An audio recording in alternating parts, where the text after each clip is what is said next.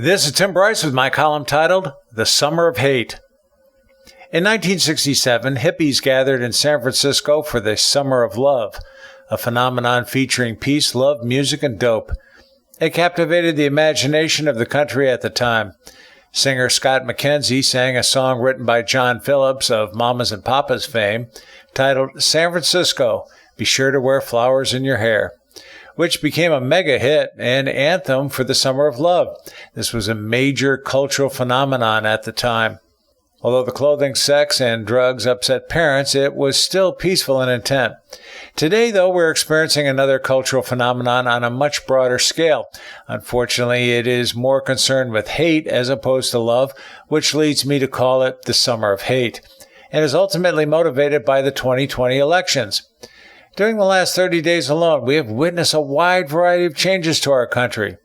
Corporate America is now frightened to be accused of racism, and as such, they are rapidly rebranding a plethora of products, including Cracker Jack and Cracker Barrel are said to be considering name changes, as the Cracker Monitor is said to suggest racism, where a whip was allegedly used to keep slaves in line. Rice Krispies are said to be accused of being racist, as they feature 3 white people, Snap, Crackle, and Pop, but no black faces.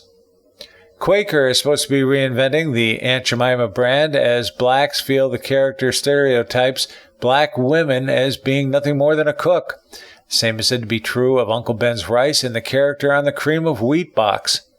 Ice cream favorite Eskimo Pie is considering rebranding their product so Eskimos will not be demeaned. And I'm told PETA recently accused plain cow's milk as a symbol of white supremacy. This has put companies on the defensive. What's next? Colas shouldn't be brown. Mr. Clean is too white. Pets shouldn't wear a collar as it is demeaning. Was Jack Daniels a racist? Where does it stop? The point is, it doesn't, at least not until after the elections. Corporate America will spend millions, if not billions, on rebranding their products so they can be in line with political correctness. This is incredibly inflationary, as the companies will not eat the expense, but will inevitably pass it on to consumers instead. Then we come to the world of entertainment and sports, whereby movie classic Gone with the Wind, arguably the greatest movie of all time, is being shelved as it discusses slavery and the Civil War. Warner Brothers is said to have taken the shotgun away from cartoon's Elmer Fudd as it poses a threat to opponents of the Second Amendment in the Bill of Rights, the right to bear arms. It has been proposed the Texas Rangers of Major League Baseball drop their team name, the Rangers, as it is alleged the original Rangers were racist. The University of Cincinnati is considering removing the name of Marge Schott from the school's baseball stadium. Schott, who passed away 16 years ago, was well known as the former owner of the Cincinnati Reds. Her philanthropy was well known, and she literally gave away millions to a variety of charities, including $2 million to build the UC Stadium. Yet she is now charged with racism. Marge may have been rough around the edges, but she had a generous heart. My question is, where were the charges of racism when she made her donations? Hypocrites. Both the National Football League and NASCAR now claim it is okay to take a knee when the national anthem is played. What does this teach our youth? That it is okay to disrespect the country? Au revoir, NFL and NASCAR. These acts by the entertainment and sports industries are trying to alter our sense of morality and patriotism through political correctness. Then we have the problem of defacing or tearing down historical icons of our past. A Seattle statue of the father of our country, George Washington, was pulled down. Other historical plaques and statues are facing similar fates, such as that of our third president, Thomas Jefferson, the principal writer of the Declaration of Independence, as well as Presidents Andrew Jackson and Theodore Roosevelt, and discoverer Christopher Columbus. Even a statue of the great emancipator, Abraham Lincoln, may be removed in Boston, and a statue of Union General Ulysses S. Grant, representing the side freeing the slaves, was toppled. Remarkably, a statue of Lenin stands proudly in Seattle untouched. And no, I do not mean John Lennon. Interestingly, Vladimir Lenin, the founder of the USSR, was responsible for the creation of the Gulag concentration camps, where upwards to 70,000 people were used for slave labor, and 14 to 20,000 members of the clergy were executed.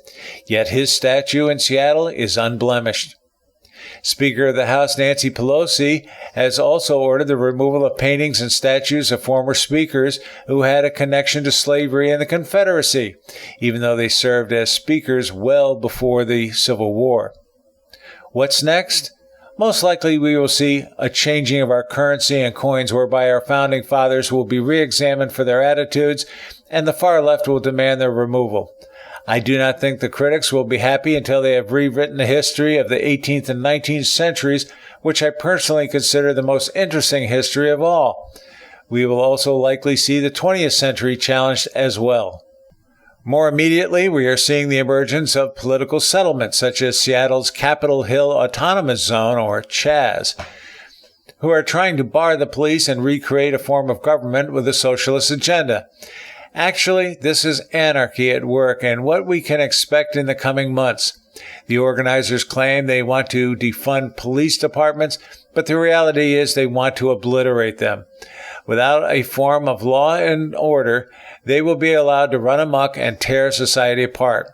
As to Trump Republicans, the left continues to harass their opponents, as seen at the recent Trump rally in Tulsa, Oklahoma. Make no mistake, these zones are designed to provoke confrontation with authorities, particularly police. Ideally, the anarchists want to fight, much like the 1968 Chicago DNC riots, to make the police look bad or to ignite a battle featuring lethal weapons. Undoubtedly, much more is on the way, particularly as we get closer to the election. We will witness attacks on conservatives and the Trump campaign. We will witness more attacks on our institutions, our culture, and our sense of right and wrong. We will witness more attacks on our history and icons. And we will witness attacks along racial lines, as identity politics will be actively used. These attacks will only turn the clock backwards in terms of race relations, certainly not forward. The mantra for the summer is simple: attack, attack, attack, and to never apologize. This is all from the playbook of the far left, who is trying to reinvent our sense of history, values, culture, and government. It is also intended to make white people feel ashamed, but I contend this will backfire on the Democrats as people finally say, enough is enough. Watch for a massive pushback in November from the silent majority. You know, the people who work hard for a living, pay taxes, and just want peace and prosperity. The harder the left pushes now, the more it dooms the chances of the Democrats in November. It is interesting to see how hatred can drive a political campaign. All of this is a reflection of the desperation of the Democrats. So get ready for the summer of hate. Frankly, the drug-smoking hippies of 1967 do not sound too bad anymore, do they? Friends, keep the faith. This is Tim Bryce in Palm Harbor, Florida. Follow me on the internet at timbryce.com.